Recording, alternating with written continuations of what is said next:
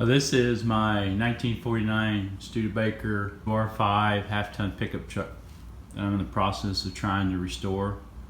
And I just want to take a little bit to talk about a repair I had to do on the leaf springs in the rear there. This is the rear hanger and tube assembly that you see in the center of the picture.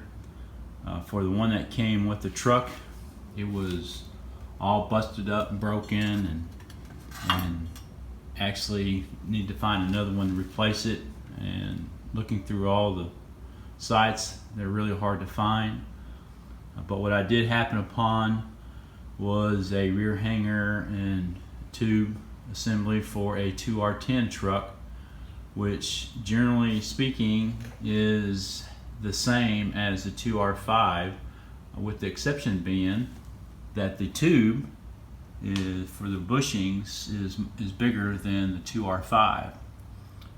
And what I did do was I took the rear hanger and tube assembly for a 2R10. I cut off the tube itself, and then I took what was left and the tube that I had for my broken hanger and tube assembly and had it re-welded.